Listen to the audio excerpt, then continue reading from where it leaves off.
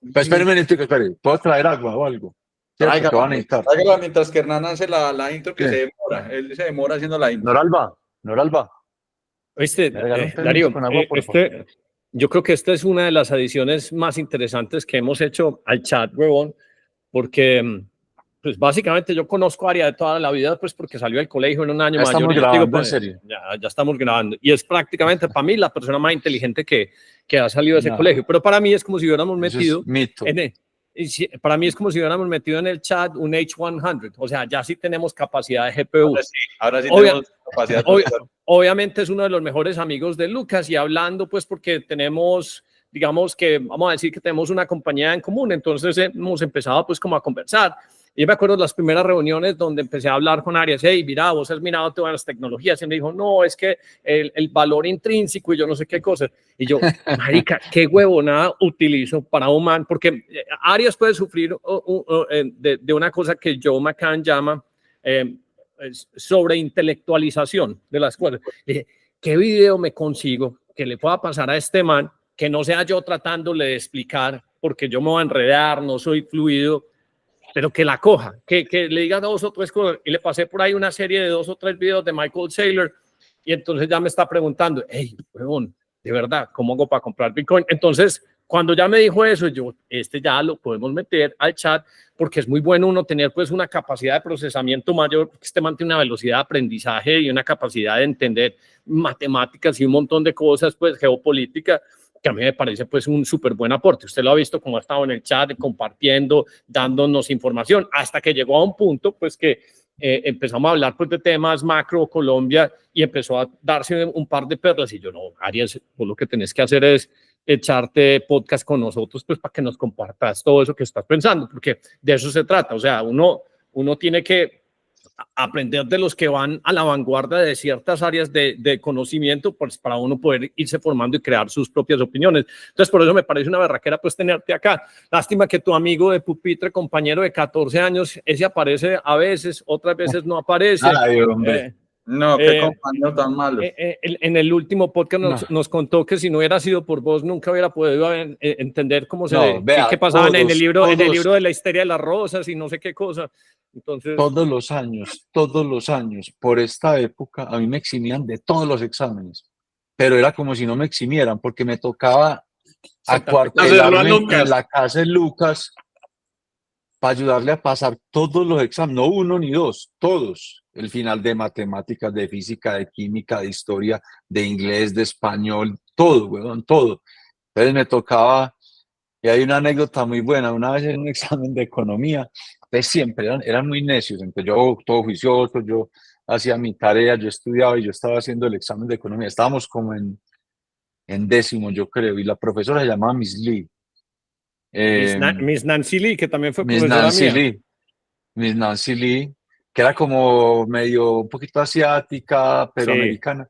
sí. Y Prima de Bruce Lee.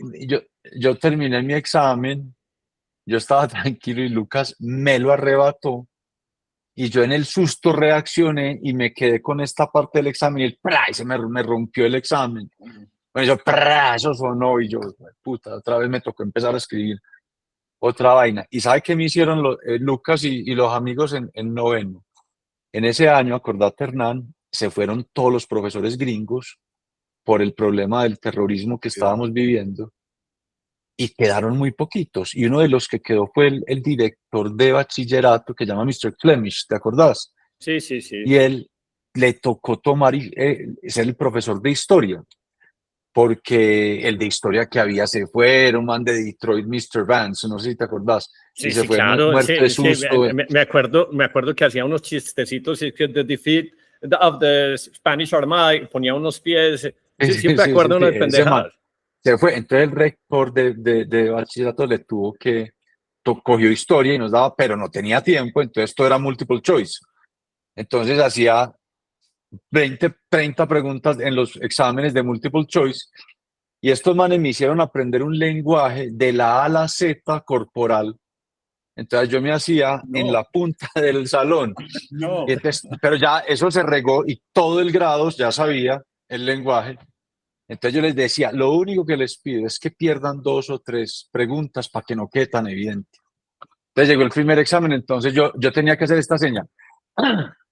Y hacía así, y ya empezaba a hacer las señas, porque yo entraba y empezaba y resolvía, y entonces resolvía el examen, y entonces ya cuando estaba listo, yo chequeaba tan, entonces yo decía, y hacía así, y entonces todos pendientes, y entonces yo empezaba, entonces la 1, entonces yo empezaba, si la 2 era C, entonces, así. Y en un momento todo el mundo pasaba de Jugando página a béisbol. la vez, todo el mundo pasaba de página a la vez, y eso se oía. Y todo el mundo sacaba, todos sacábamos de 4 o 5 para arriba, 5 en esa época. Y entonces el pobre el rector era, no, estoy muy contento con este curso, ustedes son muy buenos en historia, tal cosa. Imagínense, así empezó y eso fue Lucas toda la vida, y así sacó adelante el colegio. Qué maravilla. Oíste, pero volviéndonos, pues, porque esas anécdotas son muy chéveres. Lástima que este huevón no esté. No Aquí la llegó, acabo de qué escribir. lástima. Pero hay una cosa que sí me parece muy bacana de parte tuya, y es que, pues, o sea, ya estamos más avanzados en edad, pero una de las cosas que yo siempre he insistido es que uno nunca puede dejar de aprender. Y yo hay veces, si me ves en el chat, la mayoría de los alegatos son con aquellas personas que siempre optaron por decir, no, es que yo no voy a seguir aprendiendo. Es decir, Michael Saylor tiene por ahí otro video que fue el que pasé ayer, y dice, no, es que usted cuando llega a los 40 está en una posición súper cómoda y usted no tiene la necesidad de seguir invirtiendo 100 horas o más por aprender. Fíjese que todos los que alegan más vehementemente son todos aquellos que optaron por no aprender, por no hacer la inversión, porque llegaron a una posición de cuasi comodidad que creen que lo que conocieron es suficiente. Es como si uno se volviera a los finales de los 1800 y dijera, no, es que yo no quiero entender que se pueden mandar señales por el espectro electromagnético y yo me voy a quedar con carta y lápiz, porque es que ese es el formato que yo entiendo. Hay gente que opta por no hacer la inversión. Yo soy un defensor, no solo de seguir aprendiendo toda la vida, sino de hacer las preguntas estúpidas. Es que a mí no me da pena. Yo te lo digo, y yo en el chat hago unas preguntas que yo digo, no, estos manes deben de decir que este man no tiene idea. Ayer, por ejemplo, esa de MFA, yo sabía que era multifactor algo. En mi época le decían la doble llave, pero a mí me da pena, a mí no me da pena, hermano. Yo pregunto, y yo pregunto así suene tonto, porque así es como uno aprende. O sea, es la única forma. Y al que le dé pena preguntar, que no pregunte. Pero mira, pues si no aprenda. No aprende. Darío, pero mira, pues, que es Arias diciendo, no es que tengo que preguntar. Si eso es este man, o sea, todos deberíamos hacer el ejercicio de preguntar más. Vos me dijiste que te gustó mucho el episodio de Mariana porque era Claro, como un episodio súper sencillo donde la gente hacía preguntas. Es que uno tiene que arrancar siempre y no importa que uno en la escala de conocimiento esté en cualquier punto. La única forma que uno puede ir subiendo es haciendo la pregunta básica. Y otra de las cosas en las que yo creo mucho es no solo aprender siempre, sino aprender mucho, claro, de lo que está vigente, de lo que es nuevo, de lo que es groundbreaking, de lo que va moviendo la frontera, pero también la historia. Yo soy un amante de la historia, les quiero decir, porque lo que uno cree que nunca ha sucedido, siempre ha sucedido en otra escala, de otra manera, pero siempre. Entonces, me encanta eso y creo que uno leyendo mucho y aprendiendo historia desde los clásicos, incluso desde milenios atrás, entiende muchas cosas para la inversión, para las finanzas, para los negocios. Es decir, cada vez que yo me sorprendo, digo, pero ¿cómo? No sé, en una inversión que haya salido mal, ¿cómo nos tumbaron así? Va uno a la historia y eso ya estaba inventado. Ese esquemita, Ponzi, ya alguien se lo había craneado mucho tiempo atrás. Yo creo que compartí hace 5 minuticos una gráfica de este man, Luke Gromen, que hace un buen análisis con Preston y con no sé qué. Todo es en torno a Bitcoin, pero básicamente la gráfica es, dice, cuando la deuda de un país supera su gasto militar, ese imperio está, o sea, destinado a acabarse. Entonces, pues, el imperio español, el otomano, el francés, toda la cosa. Y hoy el servicio de la deuda americana acaba de superar el budget, pues, militar que tiene Estados Unidos, que nos da apertura, pues, para para conversar y hablar de lo que estamos hoy en este momento analizando. Entonces, pues, no es que nosotros quisiéramos estudiar Bitcoin porque es el resultado de criptografía, de Satoshi Nakamoto, es porque de verdad hay un problema estructural que es un mierdero a nivel global en el mundo fiat. Pero primero quisiera que nos concentráramos, pues, que nos pudieras hacer una radiografía de cómo está la política monetaria de Colombia, porque vos dijiste una cosa que a mí me pareció muy interesante y a mí en algún momento yo no sé qué le pasa a Darío, uno por ser creo que tan optimista, hay veces se convierte un poquito uno ingenuo y vos llegaste y dijiste, no, es que el dólar en Colombia sigue subiendo porque es que tenemos los flujos de narcotráfico. Y dije, claro, es que este man está mirando esas otras posiciones y está haciendo todo ese análisis y estábamos en un dólar 3.800 y en menos de 2-3 semanas nos fuimos a 4.100. Entonces, ¿por qué no nos explicas cómo estás viendo la situación macro desde un punto de divisas, política monetaria en Colombia? Danos una breve radiografía para nosotros irlo atando y también conectándolo pues con este nuevo mundo, porque vos, por ejemplo, yo creo que vos tenés otro chat con otros amigos y hace rato les estás diciendo, hey, mejor platicas afuera que platicas acá. ¿Por qué? Porque esa opinión, y sobre todo viniendo de vos, es muy válida y yo creo que todos quisiéramos aprender. Así es. No, mira, a mí este tema me encanta, el de tasa de cambio, no sé por qué, creo que fue porque tenía que ver como con mi primer trabajo. Yo cuando estaba en la universidad, yo estudié en los Andes como en sexto semestre, tuve la fortuna o la bendición de que me invitaran a hacer una pasantía en el Banco de la República. Y allá me volví muy cercano al que era gerente técnico del banco en ese momento, que no era nada más y nada menos que Alberto Carrasquilla. Estamos hablando de mitad de los 90. En ese momento teníamos desde el banco autónomo por la Constitución que acababa de firmarse una guerra durísima, académica, técnica contra el gobierno, que quería expandir la oferta monetaria y nosotros, el ¿Gobierno equipo de cuál? técnica conteniendo. Samper. San Pedro.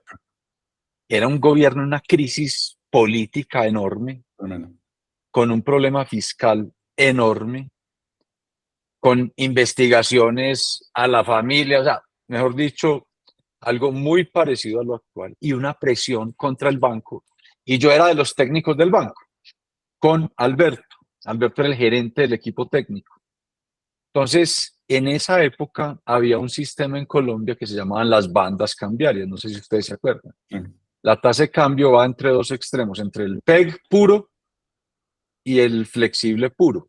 Ningún gobierno, ningún país en verdad tiene extremos, siempre hay algo en la mitad, porque es que uno aquí uno cree que esto es tasa de cambio flexible, pero hay intervenciones veladas, ¿vale?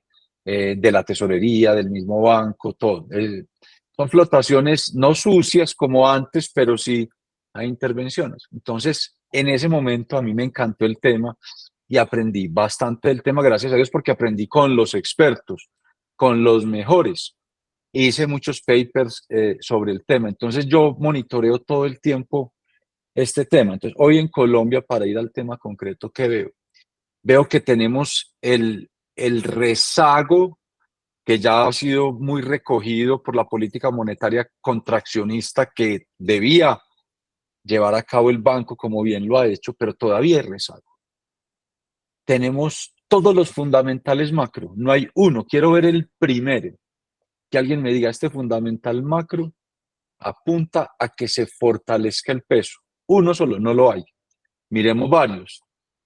De pronto hay un hito por ahí, uno ahí que ustedes me pueden mencionar, pero no es suficiente. El stance fiscal es sumamente complicado. Es decir, la reforma tributaria que este gobierno impulsó salió mal, salió muy mal. El desplome en el recaudo es algo sumamente complicado. Muy grave. Anunciaron un recorte de gasto que Pero no es suficiente. vamos quebrando la idea de pedacitos porque, o sea, el resumen, pues, lo que han recogido pues en impuestos ha salido muy mal, pero ¿es por mala ejecución o por malas proyecciones? No, Hernán, porque el esquema tributario que empezó a operar generó dos cosas, una sobrecarga fiscal tributaria a las empresas y al mismo tiempo unas señales en términos de seguridad jurídica muy complejas, que claro, la Corte Constitucional ha venido modulando y corrigiendo, pero el daño es muy grande. Cuando vos pasas una reforma tributaria donde decís que las regalías que pagan las empresas de oil and gas no son deducibles de impuestos, es lo que algún columnista llama, es el impuesto al mensajero. Es decir, yo tengo que pagar unas regalías, yo las paso de acá a acá, pero ¿cómo no las puedo deducir de mis gastos? Eso lo tumbó la Corte, pero generó una señal muy fea al sector de oil and gas en Colombia.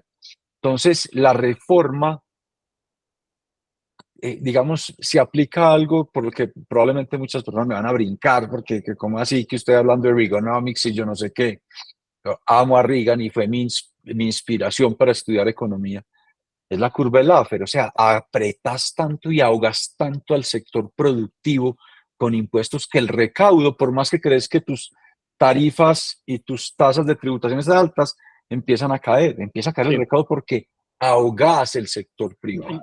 Yo acabo de ver yo acabo de ver esa curva en Canadá y están con unos impuestos tan, absurdo, digamos que tan regresivos que la explicación es esa, la curva de Laffer, que dicen apretan hasta que todo, absolutamente todo se desploma. España también lo está viendo. Y técnicamente, digamos, hay debate sobre la curva de Laffer, pero es que nosotros lo vimos cuando yo tuve la oportunidad de trabajar en el gobierno, en el Ministerio de Hacienda, los aranceles, por poner un ejemplo clásico, a los licores importados eran tan altos, que no había importación formal, todo era contrabando. Sí, claro. Se bajaron esos aranceles y subió el recaudo por aranceles por importación de esos bienes, porque empezaron a traer whisky, vino, licores que sigue estando importados. caro, es como el 45%. Pero antes, Hernán, no había. Antes todo era o por Maicao o en San Andrés o los sanandresitos, en una ilegalidad que no tiene sentido. Se vuelve más seguro traer las cosas legalmente que ilegalmente. Claro, y funciona. Y yo también soy de la tesis, bajen más. Entonces, esta es mi postura muy personal. Pienso que la reforma tributaria, y creo que el propio presidente de la República lo aceptó hace poco, dijo, salió mal, incluso porque al cobrar los anticipos a las compañías, ya pagaron buena parte del recaudo de este año, y ese es el desplome que estamos viendo hoy en entradas por renta, no tanto por IVA, pero sí por tarifas de importaciones. Entonces tenemos una postura fiscal muy complicada, sumamente complicada. Ese es un fundamental importantísimo, porque en el momento en que los mercados, que son los que finalmente determinan esto, dicen, no les va a dar la caja. ¿Qué pasa cuando usted le está prestando plata a alguien? No hablemos de compañía ni nada. Y usted ve que esa persona que te viene pagando no le va a dar la caja. Usted le Papá, usted frena. No, le frenan los desembolsos. Sí, claro. Usted no le presta más. Es decir, si yo le estoy prestando a mi amigo Hernán 10 millones de pesos mensuales para un proyecto o algo y él me viene sirviendo la deuda juicioso y por más que diga la voy a seguir sirviendo, yo por algún motivo me doy cuenta que tiene una brecha de liquidez por allá en diciembre, yo no te desembolso más. Cuando eso llega a suceder, viene una corrida, viene un ataque contra los títulos del Tesoro y eso genera un problema muy grande. Esperemos que no suceda, pero el tema fiscal en Colombia es sumamente complicado. Y el recorte que se anunció, que no es más que, digamos, suspender los CDP, los certificados de disponibilidad presupuestal para lo que no está comprometido, en realidad no es ajuste, pienso yo, todavía no es un ajuste suficiente. Entonces ahí hay un fundamental sumamente complejo. Segundo fundamental, el banco ya sí está en una postura de empezar a bajar tasas. A medida que empiecen a bajar las tasas de interés en Colombia, ese fundamental apunta a un debilitamiento de la moneda. Ese otro, ¿sí o no? Automáticamente. Tercer fundamental, miren la data de importaciones, se desplomó. Y la de exportaciones también. Bien. Exactamente, entonces, cuando yo veo que se me cae esa métrica, sobre todo exportaciones. Ahí va a haber menos divisas. Y otro fundamental que también es muy evidente, cuando uno mira ni siquiera la cuenta de capitales, ni siquiera la cuenta la balanza de pago, sino la cambiaria, que es la que me mide la caja, que la puede ver uno en el Banco de la República y es bien actualizadita. Porque la balanza de pagos tenía más la causación, la cambiaria me mide la caja que va entrando. Uno encuentra salidas de capital de corto y de mediano plazo y de largo plazo también. Hay unos picos de inversión extranjera directa que ya está programada de tiempo atrás, pero de aquí para adelante va a seguir cayendo la inversión de corto y largo plazo. Entonces, eso muestra fundamentales hacia el debilitamiento de la moneda. Hay uno que, digamos, puede contrarrestar, que es el precio de los productos básicos. Es decir, precio de petróleo, precio de oro, pero no es suficiente. No es suficiente. No es suficiente porque es que los flujos de capitales y de divisas a Colombia no dependen solo de la exportación de esos commodities, aunque sí mucho. Entonces ustedes dirán, bueno, y entonces, ¿por qué esto estuvo en 3.800 y algo? Primera respuesta, miren que ya se está devolviendo y con saltos muy fuertes. Y fuertes. Segunda respuesta, aquí hay un fundamental que no se mide porque no es políticamente correcto medirlo, pero que lo deberíamos medir para poder ver, que yo lo mido por ahí en unos datos que tengo, y es el influjo por narcotráfico. Y hoy Colombia sí está en un boom, no en un boom petrolero, sino en un boom de coca. Primero, porque pienso que la política del gobierno ha relajado mucho la persecución, la interdicción, tanto a lo largo de la cadena. ¿Vale? Y les voy a hacer una cuentica sencilla. Eso, con números. ¿Qué porcentaje del PIB es flujos de...? Para mí puede ser gravita en torno al 2%, que es muchísimo. Pero mira, hagamos una cuenta más básica. Y esto, pues se lo digo, lo aprendí. Otra de mis tesis es cuando, o sea, uno aprende en todo lado. Yo estuve en una cárcel federal 2 años y me tocó compartir patio con todas las estructuras de narcotráfico que ustedes se puedan imaginar. Y yo dije, quiero aprender de esta industria, cómo es la cadena de valor, cómo son las métricas, cuál es la TIR, cuál es el valor presente de un proyecto de estos. Y los entrevisté a todos y publiqué un estudiecito que mide la TIR. Después les cuento cuánto es la TIR, es una cosa impresionante, pero ustedes las van a deducir aquí en esta cuenta. Una lancha de algún narcotraficante de nivel bajo mediano, que además ya lo saben hacer porque son callados, no dan visaje, nadie sabe quiénes son, aprendieron eso, es una nueva generación. Entonces, una lancha que va con 1.000 kilos, ellos lo llaman 1.000 cosos. Un kilo FOB puesto en puerto en alguno de esos lugares de donde salen por la cuenca del Pacífico.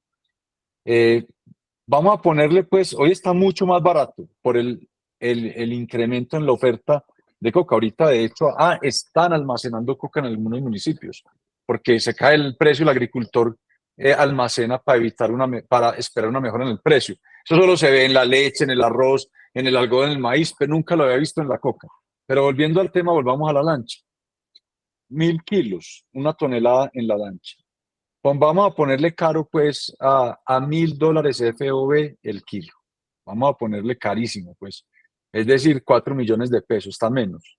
Pero pongámosle a $1.000 el kilo. Es decir, esa lancha lleva una mercancía free on board de $1 millón, ¿vale? 1.000 kilos a $1.000 FOB es $1 millón lo que vale.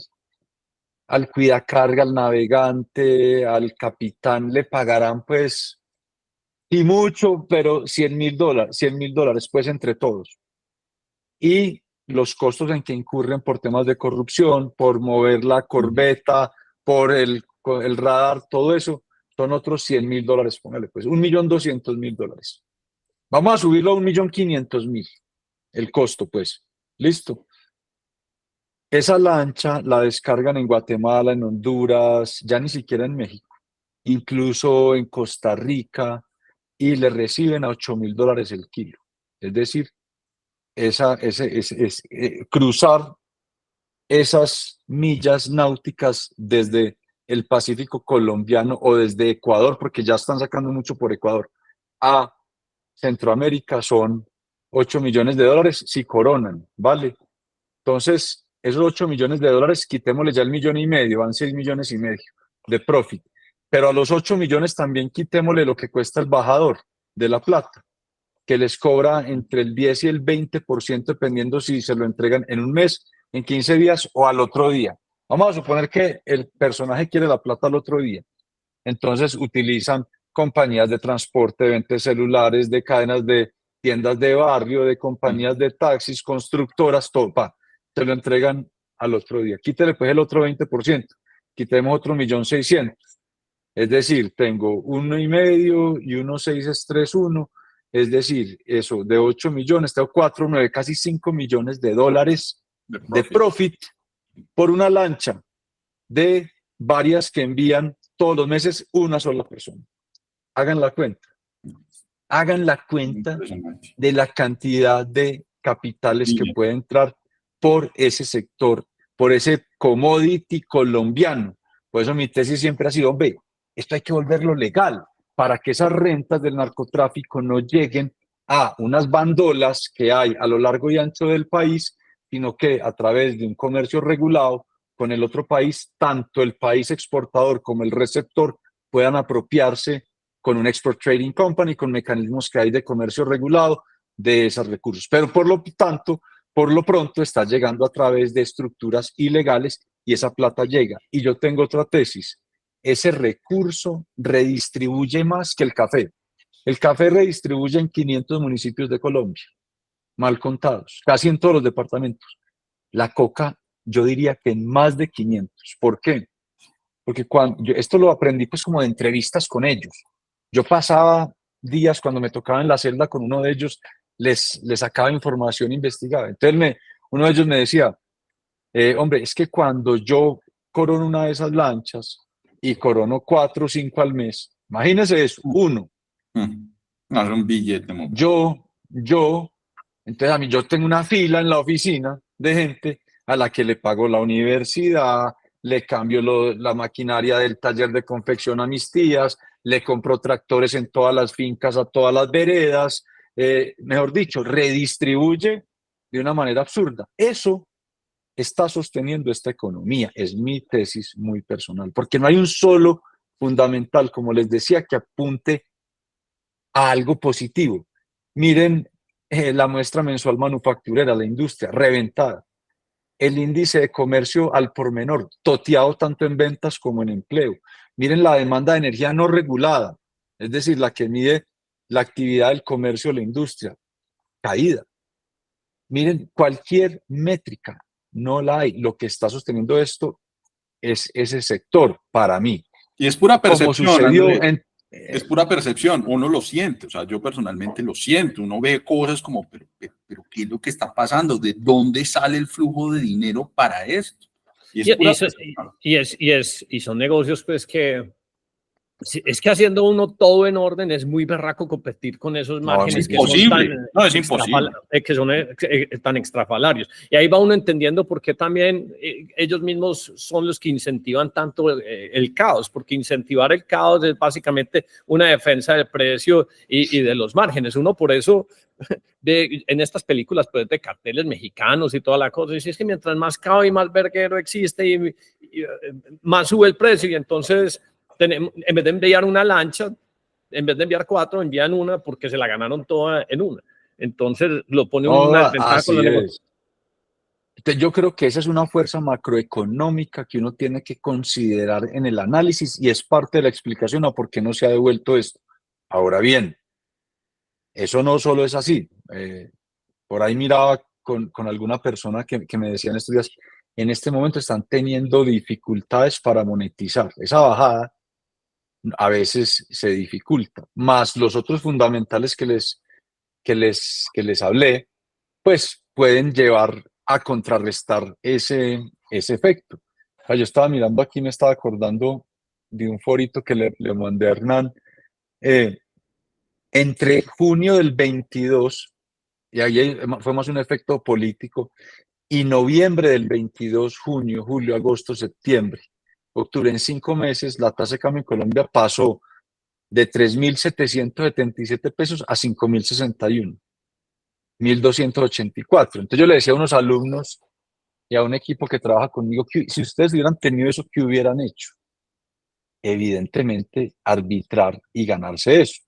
Es decir, yo me voy a apalancarme en pesos, cuando está 3.777, compro dólares, ¡prun! Sube eso, vendo los dólares, pago la deuda y saco un margen de 30 y pico % en 4 meses, si uno tuviera la previsión. Pero eso también se puede hacer. Cuando yo estaba en el doctorado, uno de los profesores, Aaron Tornell, que trabajó con Soros, que les puse ahí en el chat en algún momento, me decía, es que yo vi cómo él atacó monedas en Europa que nadie hubiera imaginado jamás que uno pudiera tumbar. Eso nadie se lo hubiera imaginado. ¿Y cómo lo hacía? Le preguntaba yo, él me decía, es muy fácil, voy y empiezo en el sistema financiero doméstico a endeudar, a pedir crédito en eso y a comprar. Y ese ataque de demanda de divisas llega a un punto en que la tasa de interés sube tanto que la autoridad bancaria central tiene que soltar y ahí que se dispara el precio y hacen lo que les dije ahora. Entonces, ¿Qué fue lo que hizo? desestimen. Pero es que me gusta que contes eso, que fue básicamente lo que hizo. Ese fue el gobierno después de Thatcher. ¿Cuál fue el que vino? Pero él lo hizo durante la época de Thatcher. Blair, ¿o después? Tony Blair. Eso fue Blair. No, eso fue, la tumbada de la libra fue en el 92. Si no Sí, estoy después de mal, en Thatcher. el 90, sí, es después. Thatcher es 80. Fue en el, sí, es 80s. Ujú. Es contemporáneo de Reagan, pues, pero esto fue, yo debería tener por acá, A pero ver, tumbaron busquemos. la libra, el florín holandés, tumbaron el franco. La única que no tumbaron, la única que solo no pudo tumbar fue la corona sueca. Y fue porque el Banco Central se dio una pela enorme en tasa de interés. Chao. Ya te la voy a Oye, dame un segundito, ya te la paso. vení, porque yo después me leí un artículo por ahí bien interesante que Denme un llegaba y segundito, decía, que tengo que hacer una cosa acá. Un segundo. Hágale. Un segundo. Que tengo que dar una plata a mi hijo acá. Un segundo. Denme un segundito, se me olvidó. es que a mí eso es lo bueno de hablar pues con Arias, es que pues no solo pues la situación nacional, sino que se conoce, por ejemplo, todos esos datos. Ahorita le vamos a preguntar cómo se estructuró eso, porque pues lo hizo Soros con Stanley Druckenmiller. Druckenmiller, pues yo creo que a la fecha ha sido uno de los inversionistas que por muchos años ha tenido los mejores retornos y es un inversionista de momentum, o sea, sabe leer situaciones geopolíticas, pero aquí le iba a meter un poquito de mi teoría conspiradora y le iba a preguntar, pues apenas vuelva, porque una de las cosas que decían es que George Soros trabajaba muy de la mano de la CIA y financiaba ONGs. Y entonces cuando vos financiabas ONGs... ustedes me dijeron que era informal. Y me No tocó problema, Tranquilo, papá. Entonces, vení, para ver si te sabes algo, porque entonces estaban hablando Soros y Stanley Druckenmiller, y yo tengo por ahí una teoría conspiradora donde dicen que Soros, para que analicemos el momento de muchas cosas, porque Soros también es financiador de un montón de, ¿cómo se llama?, de estos fiscales súper progresistas que movimientos. son los que tienen a San Como Francisco toda la llevado. filosofía woke.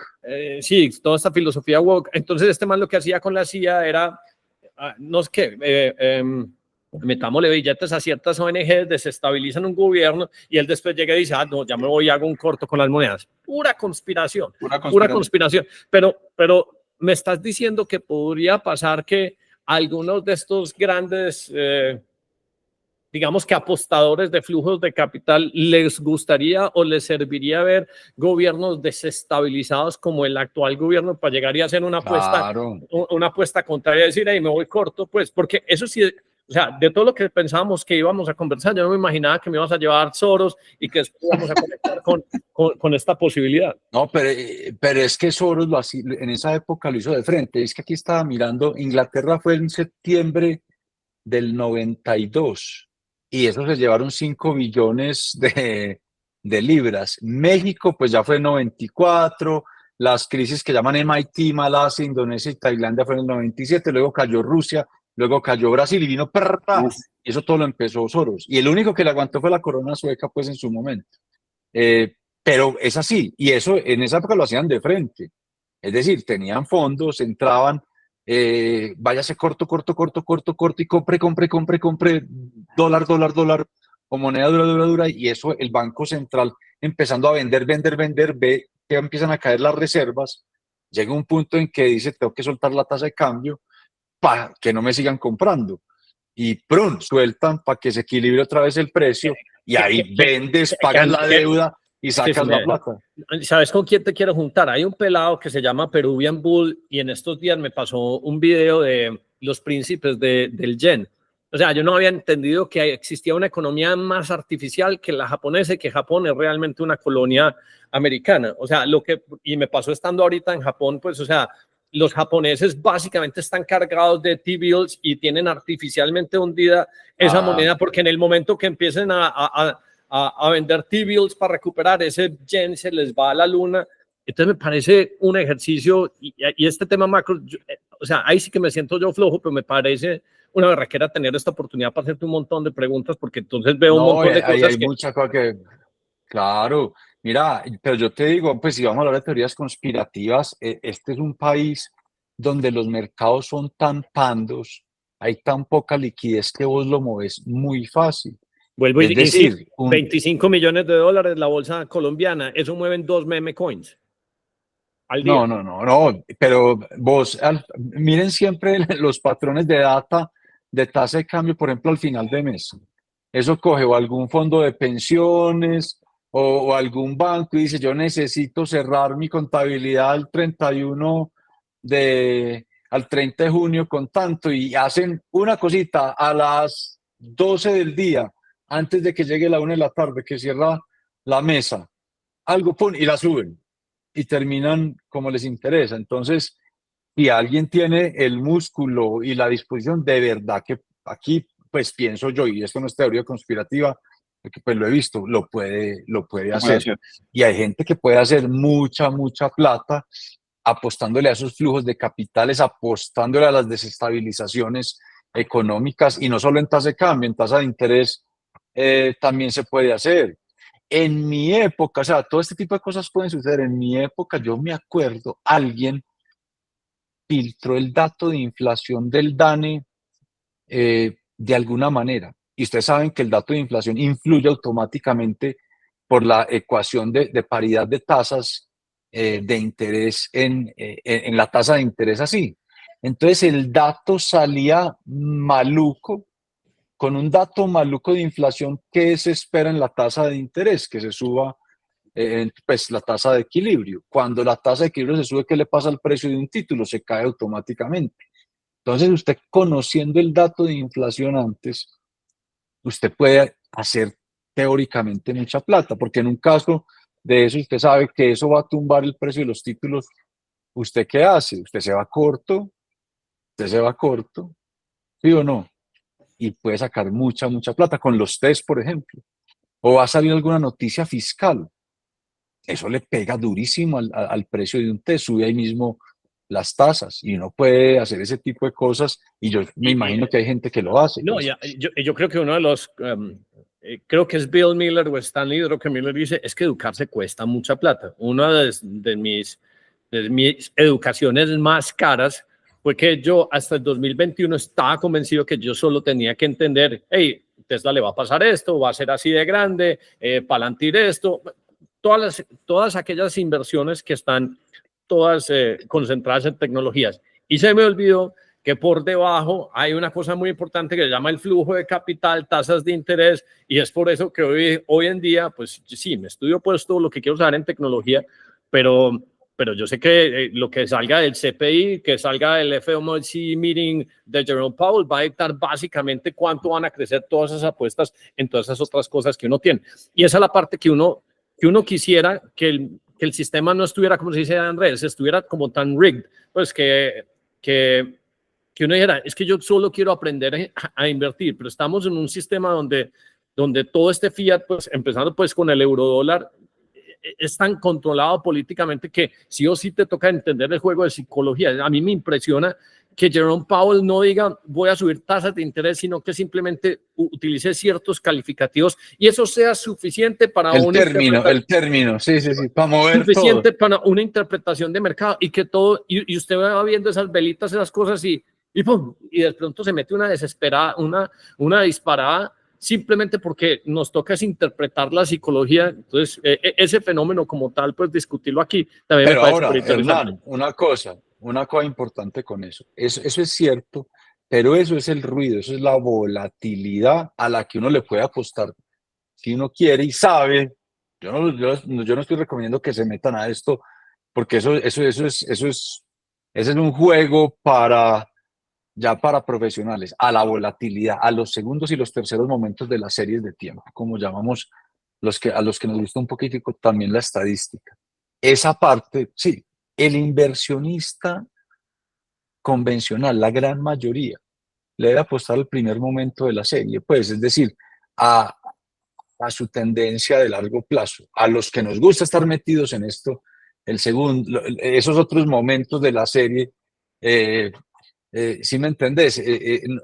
Nos puede permitir hacer arbitrajes aquí y allá donde uno puede. Hay que estudiar mucho, hay que estar muy pendiente, hay que tener el tiempo para estar ahí metido todo pues en la jugada, pero la mayoría, pienso yo, no tienen apetito ni estómago para eso. O sea, eso no, y también depende mucho pues de la etapa de tu vida en la que estás. Pues es decir, eso vos te puedes dar el lujo de eso, pues, digamos, por lo que has hecho, por tu trayectoria, eso, pero no todo el mundo debería, es mi postura, apostarle a las volatilidades, que es una de las cosas de Bitcoin que me llamó mucho la atención, de lo que hablaba Saylor, y por eso me empecé a enganchar poco a poco y me estoy enganchando, porque hay hay un espacio para jugar en volatilidad sumamente interesante, más allá de la tendencia que ya también conozco y de la curva de pricing que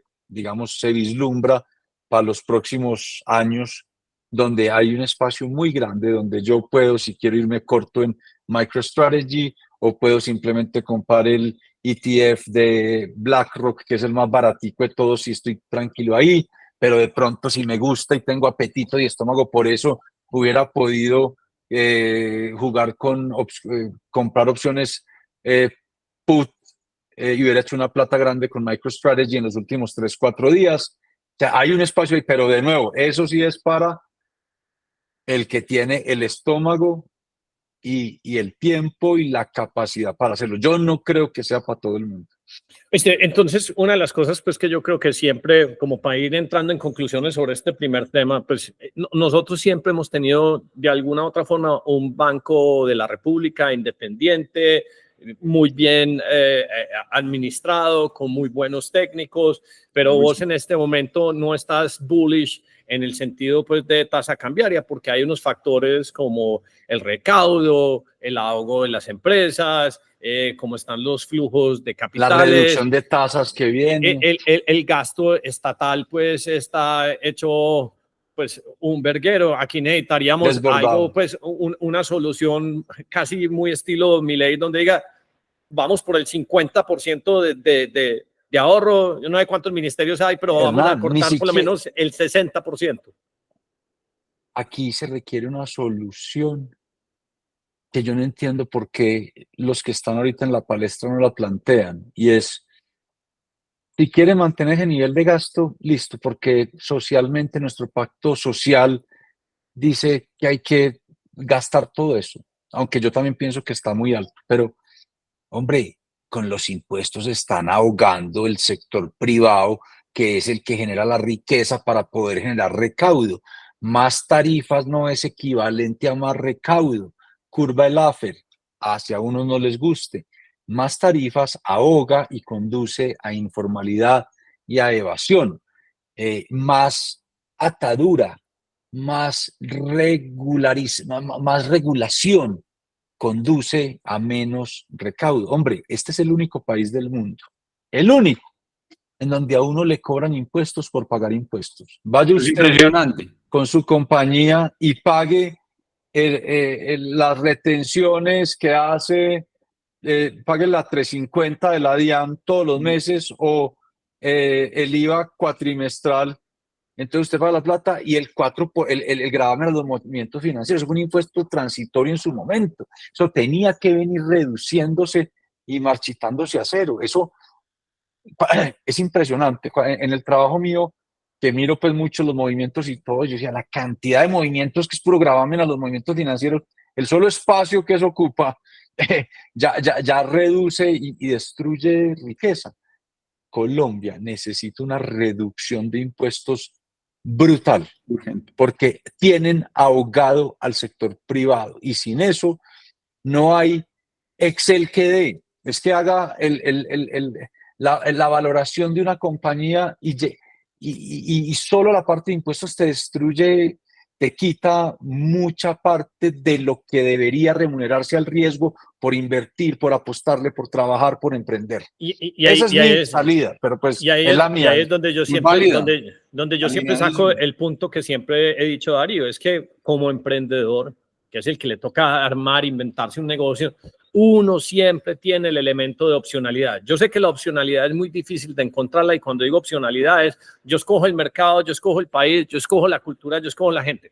Piense lo siguiente, si usted es, por ejemplo, una startup o una de las grandes compañías como Google o como Amazon y usted llega y dice, no, vámonos a ir a abrir una empresa en alguno de estos países latinoamericanos, Colombia tiene 50 millones plus de habitantes, entonces tiene una buena demografía. Pero luego llega pues el General Counsel o el CFO dice, viste, pero allá abrimos, nos ganamos tanto y cuánto nos queda, porque es un país pues que básicamente es imposible operar. Entonces, ¿será que mejor nos vamos para Brasil, nos vamos para Argentina, nos vamos para El Salvador? Ya, a mí hacer negocios en este momento desde un punto de vista capitalista me da más incertidumbre que abrir, o sea, en Colombia siento la misma incertidumbre que abrirlos en Rusia, Corea del Norte, Y súmale Afganistán. esto, Hernán, súmale esto. Y es que cuando haces el plan de negocios, porque lo he visto mucho, entonces uno utiliza pues que son modelos que todos ustedes conocen, que es el CAPM clásico para sacar el WACC y poder traer los flujos futuros que yo espero de la compañía y ver cuál es el valor y los rendimientos de esto. La volatilidad en la tasa de cambio, esos salticos de estos días, me dispara la cobertura enorme, porque es que estamos pensando, no sé, Google, la junta de Google diciendo, necesito 10 países en los cuales quiero abrir lugares, no sé, donde voy a tener ingenieros desarrollando inteligencia artificial por los próximos 50 años. Ok, yo mis retornos los mido en dólares, por lo pronto, vale, ok. Yo meto esa plata, la convierto a pesos, empiezo la operación y ¿cuál es la probabilidad de que un salto en el precio de la moneda doméstica me licúe, me diluya eso que yo metí?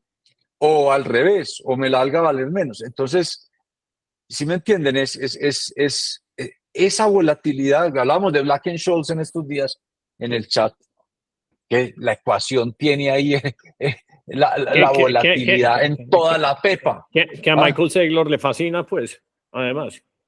Sí, pues que Michael Saylor, yo les digo, pues yo no lo conocía, pero pues es del brain power alto que yo he visto en la vida, que yo lo sé, yo identifico a la gente que tiene un brain power alto porque me llama mucho la atención, ese señor lo tiene, se los digo, y he conocido 3 o 4 personas así en mi vida.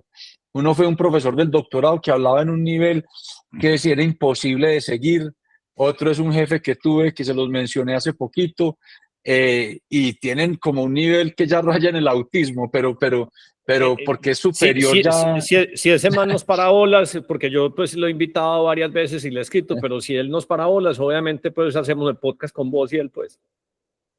No, pero pues sí, va a llegar nervioso, hombre, porque semejante eminencia, pero no, la volatilidad en Black-Scholes, volviendo al tema, es el centro casi que de la ecuación, que ahí la tengo acá. Entonces, esa volatilidad en la tasa de cambio, el precio de una cobertura te hace inviable el proyecto. Entonces, por todo lado, por donde lo mires, si vos miras la parte tributaria, es muy difícil, que te quitan demasiado de tus flujos. Al final, todos son flujos de caja, al final del día. Entonces, si mi flujo de caja se me casca tanto porque el cut del gobierno no solo es enorme, sino que yo no sé si me lo van a ir subiendo en el tiempo con reformas tributarias cada 2, 3 años.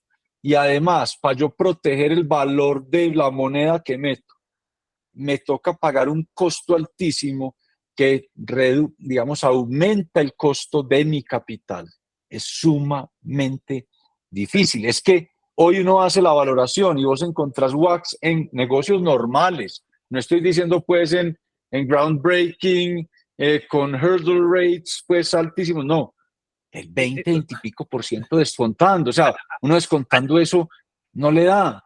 Arias, es que vos estás diciendo un montón de cosas interesantes y, o sea, es que todo lo que vos decís, yo digo, sí, este man tiene razón, pero lo que siempre me pregunto es, ¿cuál es el problema que nosotros tenemos para explicar o representar una cosa que es totalmente lógica y que un senador y que un representante y que, voy a decir que un ministro o que un mismo presidente, o sea, es que no somos capaces de articularlo, o es que estamos tan distantes de un bien común o simplemente ya es más un gobierno de una ideología muy establecida que hacen caso omiso a todas estas cosas.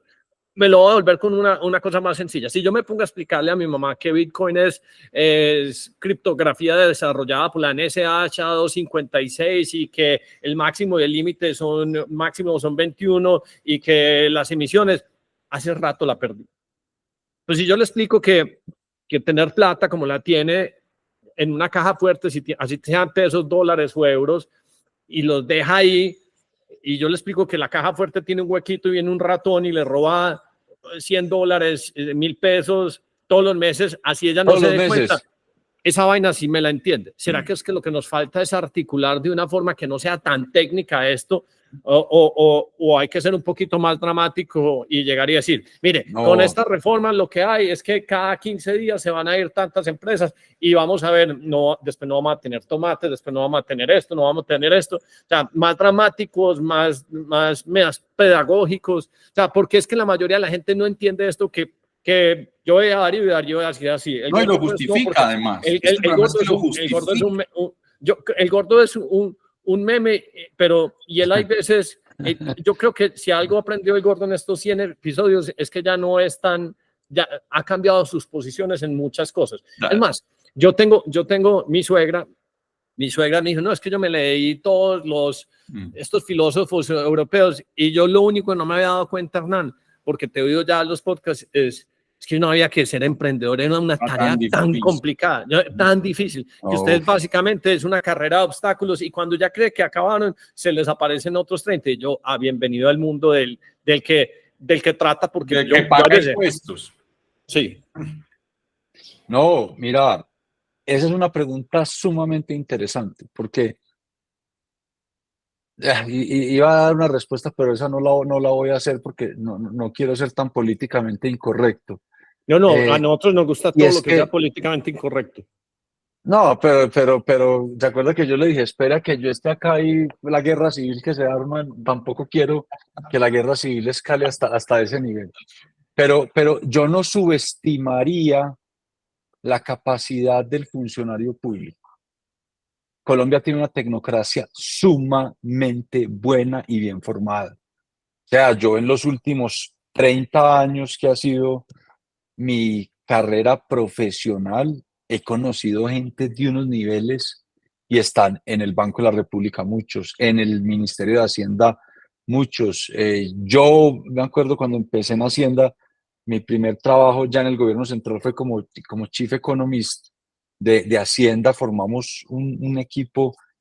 Yo no no lo subestimaría. ¿Qué es lo que pasa como en todos los países del mundo? Esto ya va a ser un tema de economía política, que es la batalla por la distribución de la torta, o lo que los gringos llaman de una manera más burda el pork barrel politics, es decir, cómo me distribuyo el presupuesto. Y distribuirse el presupuesto implica que siempre el Estado tenga mucho poder y mucho control de regulación, porque eso les da rentas, porque es que regulen más implica más burocracia, y esa más burocracia implica más capacidad de las ramas del poder público de negociar entre ellas esa captura de la torta. Por eso mi tesis es, están ahogando la parte de la torta privada y está creciendo esta parte. Creen que crece, pero en realidad la están desplomando, porque si me ahogan esta, que es la que alimenta esta es la teta que alimenta este estómago,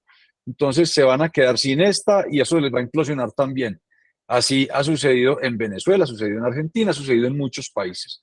Entonces, dejen que esta respire y les dé también acá influjo para lo que sea. Y no estoy haciendo consideraciones de carácter ético, porque muchas personas pueden pensar, si yo quiero un Estado grande para que le distribuyan a los que no nacen con las mismas oportunidades, que podamos distribuir el mismo nivel de capital humano en la línea de partida para todos los ciudadanos de esta república. Eso está bien y eso implica un gasto. Pero esto no va a ser posible si esto me lo ahogan. Y esto lo están ahogando con el exceso de regulación y de impuestos. Un ejemplo, no hay que tener muchos dedos de frente. Esto lo entiende su suegra, Hernán, lo entiende mi mamá. ¿Por qué no dejan que uno pueda tener cuentas en dólares en Colombia? ¿Por qué? ¿Por qué? ¿Por qué no dejan que compita el peso con el dólar en igualdad de condiciones acá? Miren las ventajas que habría. Podría yo, como ahorrador individual, diversificar cambiariamente mis ahorros. El banco sabe cubrir el balance con instrumentos que están inventados hace décadas. Las compañías podrían tener su caja, si están en sectores transables de la economía, importando o exportando, cubrirse automáticamente, solo por tener caja en dólares y en pesos. Tienes caja en dólares, eres un importador, ese costo lo compensaste acá porque lo tienes en dólares. ¿Por qué no se puede hacer eso? Y eventualmente, ¿por qué no me dejan abrir posiciones en activos alternativos Sí, o claro. en monedas digitales? ¿Por qué no me Ya- dejan? ya hay Porque una- eso le quita poder a esto. Y ahí es donde yo empecé a entender por qué Bukele sí se fue con la tesis del Bitcoin.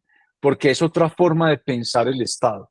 Es dejen la libertad, hombre, dejen que rompamos tanta cadena que oprime al que quiere emprender, al que quiere trabajar, al que quiere innovar, al que quiere crear, al que quiere compartir el conocimiento. Es que usted acá, en este país, señores, usted, cuando su trabajo es más intelectual, de servicios, no es economía primaria o secundaria, sino más terciaria, de servicios, donde hay más aporte del intelecto, te la graban durísimo, porque usted vaya y pase una factura, ¿y usted qué puede deducir de ahí? Nada, ¿Qué puede deducir? Nada. nada, Pues fue mi nada. creación, mi estudio. Yo no puedo deducir la universidad y los gastos de la universidad de hace 20 años o 30 años. Entonces, que te clavan durísimo. Entonces, vaya y empléese. Y si usted es del nivel que su brain power le da para un salario alto, lo que le retienen y le quitan y como lo graban es absurdo. Entonces, estamos enviando unas señales donde castigamos, donde oprimimos, donde le ponemos cadenas absurdas a lo que genera valor, riqueza, crecimiento, prosperidad y abundancia para todo el mundo. Es por ahí. Esa es mi explicación a la pregunta en términos un poquito más correctos políticamente. Yo creo que necesitamos, pues a mí se me ocurre que lo único que podemos es seguir haciendo lo que estamos haciendo, Darío.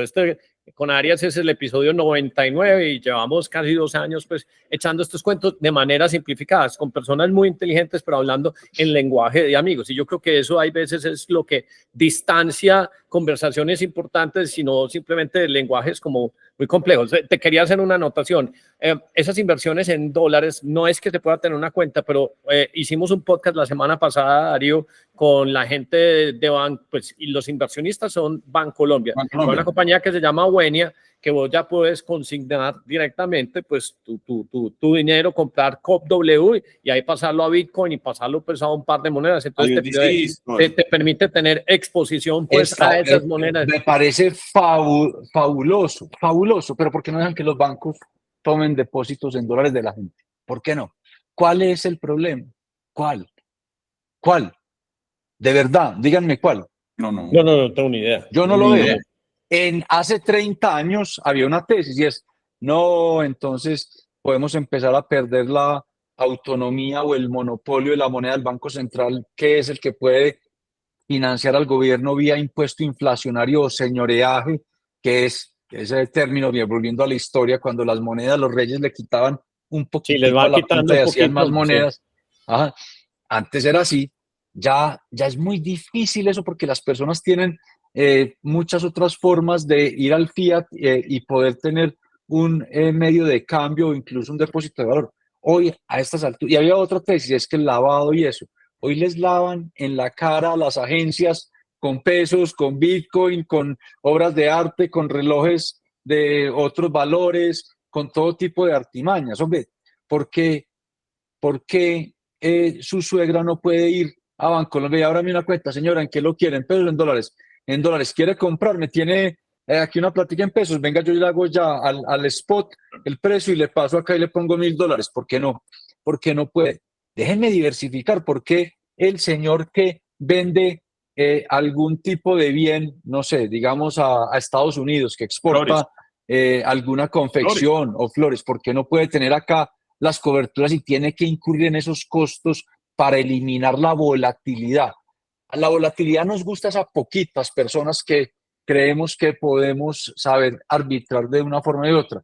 A mí no tanto en realidad, pero a personas con cierto nivel de formación. Aquí hay, ustedes estoy seguros que sí, pero la mayoría de personas quieren trabajar, sacar adelante su proyecto, su compañía, su empresa, su negocio. Hagámosla fácil. ¿Por qué lo amarran? Y entonces no puede tener en la economía doméstica dólares y vaya pues a luchar para que le abran una cuenta en otro país para poder hacer tus transacciones, hombre. O si yo soy un estudiante que cogí una beca o tomé una deuda dolarizada para ir a hacer un MBA, ¿por qué no me dejan tener a mí aquí activos en dólares que yo voy con mi sueldo y hago el hedge automático? Que si me llega a depreciar la moneda, quede... No me mata. Me mató. Entonces, hombre, son cosas como elementales que para mí al final se reducen a que hay un interés de esta parte de la economía política que quiere mantener restricciones y cadenas porque les da, entre más reguladores, entre más ataduras, pues más poder hay acá sobre esta que es la que alimenta. Dame un segundo, Hernán, porque quiero complementar lo que está diciendo Andrés. Entonces, hoy nos escuchan muchas personas, desde políticos, empresarios, grandes, pequeños y todo. Para el grande, de pronto está la solución, pero un empresario pequeño que te está escuchando dice, pero entonces, ¿qué hago? ¿Cómo me preparo? ¿Cómo me organizo? ¿Qué podría hacer? Sí, pues hombre, digamos, no te voy a hablar de todas las herramientas que puede hacer, pero esa pregunta es muy importante porque no todo el mundo tiene ni acceso, ni siquiera acceso, porque ni siquiera le falta conocimiento, tiempo para lidiar con eso. Porque es que lidiar con esas regulaciones y ataduras y obstáculos que me pone el burócrata, el Estado, lidiar con eso ya me desvía de mi foco. Claro. Yo prefiero al emprendedor craneando cómo abrir un mercado en Canadá, en Estados Unidos, en México, en África, en Europa, cómo logra innovar en su producto para sacarle el edge a la competencia, a que se gaste semanas del año lidiando cómo cubro este riesgo, si tomo esa deuda en dólares me reventé, no puedo, para que a mí me hagan un NDF en el banco, me tienen que abrir unos cupos y tengo que poner entonces aquí un back to back para que de verdad me lo hagan, entonces esa plata ya pierdo todo el costo de oportunidad que pudiera yo tenerle en working capital haciendo la innovación. Es una cosa de ataduras. Entonces, al final del día, la elemental, elijan bien a la gente. Elijan bien, elijan bien. Es la única respuesta que queda, porque es lo único que hay. Elijan al que de verdad les plantea un plan económico sensato. Es que esto no hay que hacer doctorados para esto. Esto se trata de libertad. Rompan las cadenas, dejen que la gente trabaje. Por eso, esa frasecita famosa, para mí, es el game changer en la ciencia económica, laissez-faire. Deja ser, deja pasar. O sea, o como le dijo, por eso Adam Smith es Adam Smith. Darío, ¿te acuerdas de Hernán, el de Mercado Libre? Dice, es que nosotros no necesitamos que los políticos nos ayuden a acelerar. Lo único que necesitamos es que cuando estemos acelerando, quisten el pie del freno, no más, no necesitamos nada más. Eso van a desaparecer los políticos, ahí van a estar, porque esto va a ser más grande y aquí vas a poder recaudar más y acá pueden mantener su pork barrel politics tranquilos y todos, y al mismo tiempo como sociedad podemos preservar el pacto social de que a cada persona que nazca en este país le demos el mínimo nivel de capital humano para que podamos arrancar todos desde la primera línea de partida, porque algunos tuvimos la bendición, el privilegio de poder tener familias que nos dieron ese empujón. Hay unos niños que nacen y que no la tienen y que de pronto hay un brain power que ustedes se imaginan todo lo que habría si todos tuvieran ese mínimo nivel de capital humano en nutrición, en la edad más temprana, en salud y en educación. Pucha, es otro cuento, es otro país, es otra república. A mí, una de las cosas que más me impresiona pues, de hacer este podcast y que ya vamos casi que para el 100, es que escribe gente de todas partes de Colombia. Creo que escribió una persona del Meta. No, yo aquí aprendiendo con ustedes. Y yo, el Meta, el señor este que vendió las vacas en no sé dónde, que venía de Putumayo. Eso me parece increíble. Pero el tema de las cosas que me quedan súper claras, pues es que si no es que quiere decir que todo lo regulado sea malo, pero si no somos muy proactivos en el tema de la desregulación, pues entonces no vamos a dejar avanzar a los emprendedores. Yo creo que uno de los fenómenos le hago otra pregunta aquí que, se las tengo que decir porque yo creo que encaja este chat. ¿Por qué en este país no podemos tener salario mínimo por horas? ¿Por qué? Por horas. No, pero si ¿por qué no? Usted... ¿Por qué no? O sea, usted se imagina, o sea, el salario por horas, como en Estados Unidos. Entonces, metes una regulación.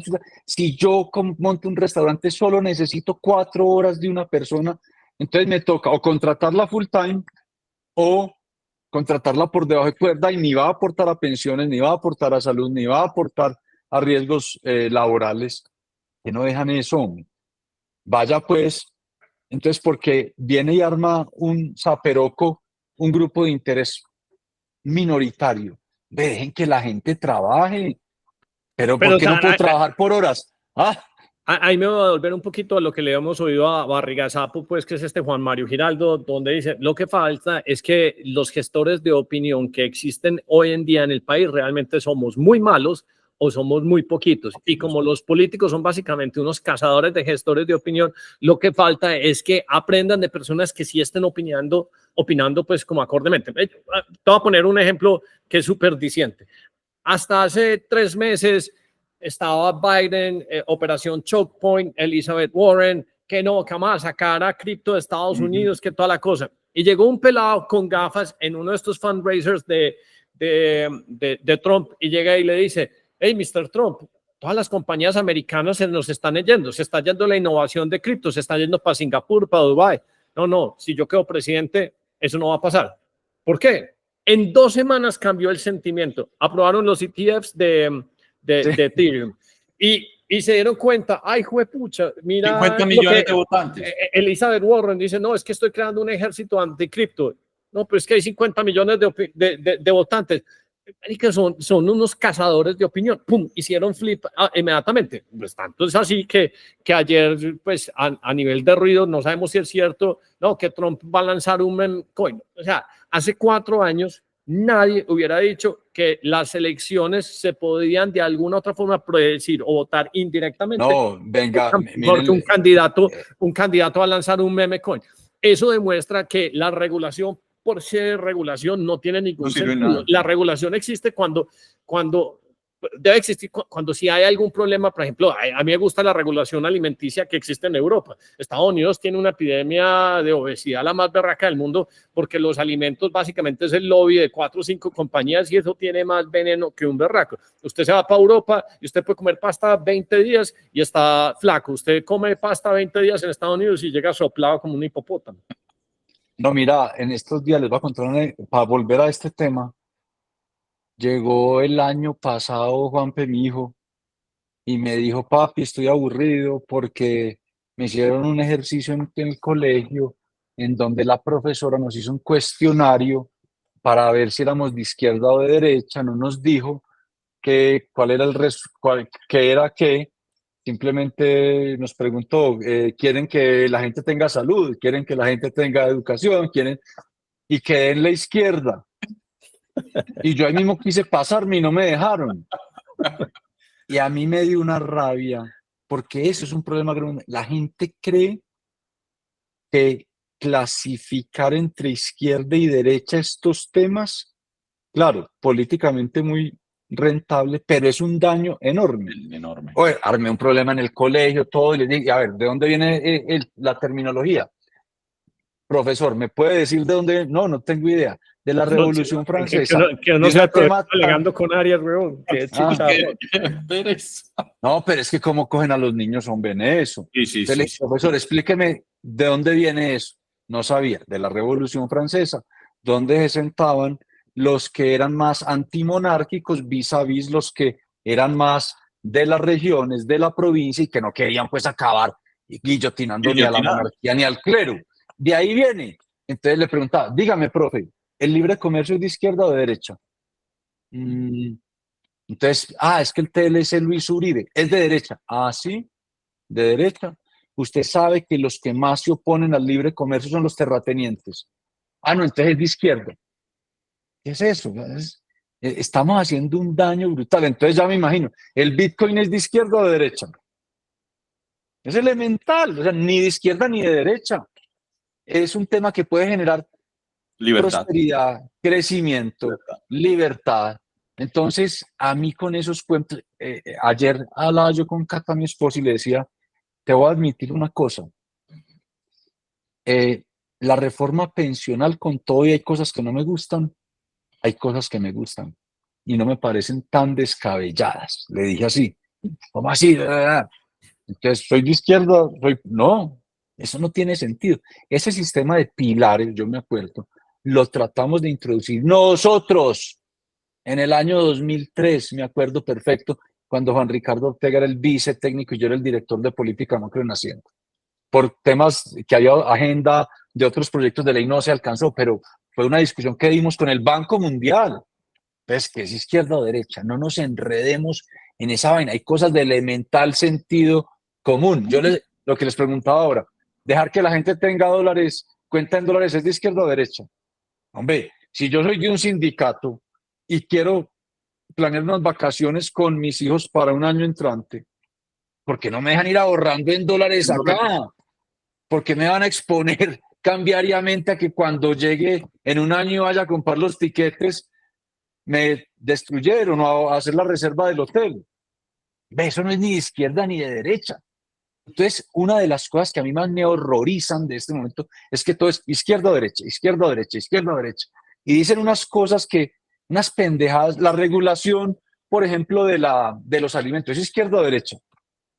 Ni una ni la otra. Es la salud. Exacto. Eso no es ni de izquierda ni de derecha. Ese izquierda-derecha, te tenés que ver algo que escribió Camilo Botero, pues el de Veronorte, en Convergente, que o sea, el populismo es básicamente, es que estamos secuestrados por los algoritmos y entonces mientras más nos oigan decir izquierda y derecha, más pero es una cosa impresionante y todo el mundo, no, si yo soy de izquierda, yo soy de derecha. A ver, dime qué es derecha. O sea, explícame. O sea, y la gente no sabe.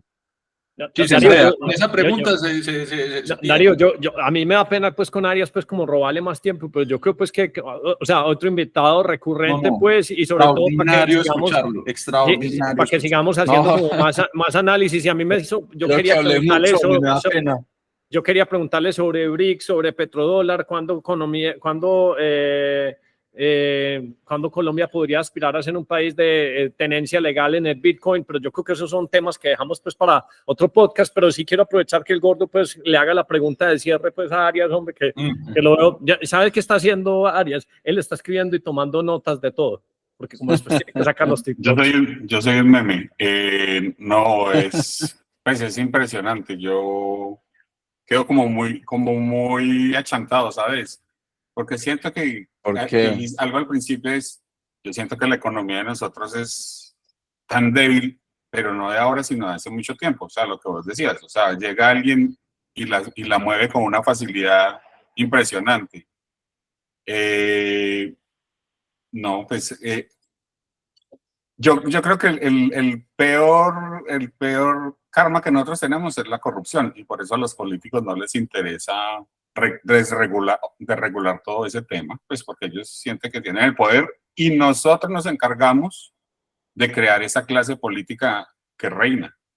Pues yo creo Pero gordo, ojo, porque ni siquiera es corrupción, es el tamaño de la cadena sobre el que jala. Entonces, suéltale un poco la rienda. O sea, es el tamaño, porque es que esta puede ser completamente legítima y transparente. Pero es que aún si siendo transparente, aún si no hubiera corrupción, si esto es enorme, me ahogas esto. Esto es lo que no podemos ahogar. Pero como nosotros tenemos una corta visión y los que están allá montados ni saben de lo que están hablando, o sea, ellos sienten que si se regulan van a terminar como cualquier mortal. Entonces, por eso es que no desregulan, es lo que yo siento. Es como lo que hablábamos de la droga, eso debería ser más que legal, pues, hace mucho tiempo. Pues, las economías serían pujantes, pues, como el alcohol. Porque si vos mantenés regulado o prohibido eso, pues obviamente hay agencias de seguridad, hay agencias de inteligencia, y eso captura presupuesto. Eso es la economía política, el pork barrel politics. No, o sea, quedo como achantado pues en el tema, la verdad. Pero sí, yo creo que estamos muy alineados, Darío, con las cosas pues que nos comentó pues aquí Arias, y hagamos otro episodio por ahí en 3 meses. Que ya no nos diga compré Bitcoin, sino estoy comprando este altcoin, acabo de entrarle a este meme, porque eso sí sería bien interesante. Tampoco tanta la volatilidad, o sea, me gusta el segundo momento de la serie y hasta la segunda y tercera derivada, pero es que hay mucho voltaje. Ahí vamos, yo te dije que te voy a ir introduciendo con un par de videitos, te faltan los de John McCain y Raúl Paul, el Banana Zone, que me parece fundamental. El Banana Zone es buenísimo. El Banana Zone es buenísimo. Bueno, don Andrés, muchas gracias, hombre. Muchas gracias. No, hombre, a ustedes, son muy queridos, y por la generosidad de invitarme pues, y dejarme aquí hablar. Almuercito el jueves, ¿listo? Sí, firme. De tiro largo, ¿listo? Muchas gracias. Bueno, chao. Chao.